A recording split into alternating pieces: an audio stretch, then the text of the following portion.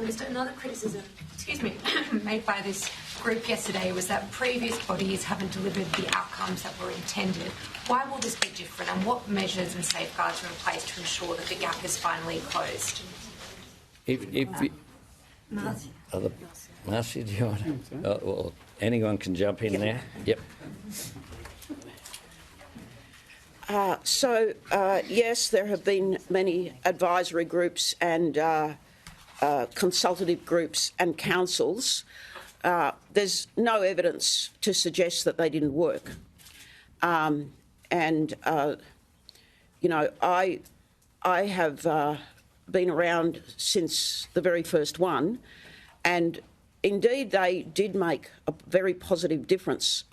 But what has happened in most cases is that with each election, a party will use as its appeal to the voters that it will get rid of this XYZ body because it's clear that it's not working. And that's happened, I think we reckoned 7 times in our history.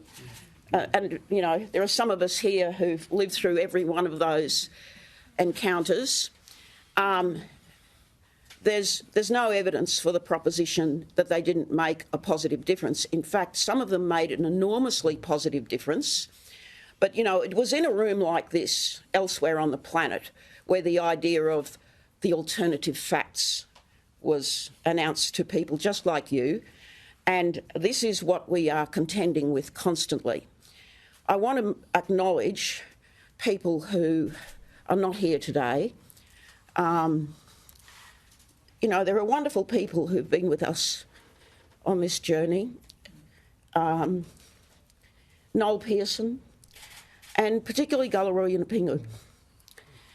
He taught me many years ago that you know when you're being told the truth because the truth burns. And truth is very much an Aboriginal value and a Torres Strait Islander value across the country. So that is very much a part of our thinking. That's why the Uluru Statement from the Heart calls for a voice, makarata and truth-telling. So before you all rush off and recite what was said yesterday by a person who's never participated in any of these processes, I would like you to look for the evidence for such assertions. But believe us, each one of us here has been involved in a major initiative, the Royal Commission into Aboriginal Deaths in Custody, the inquiry into the forced removal of Aboriginal children from their families, the Don Dale Royal Commission. I could go on.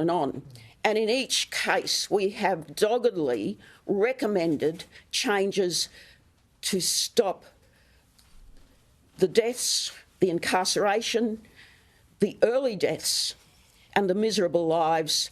And it is so infrequently that our recommendations are adopted. This is why we cannot report on many improvements in the closing the gap indicators. And each year, people like you come along to listen to that misery fest. And each year, people go away wringing their hands.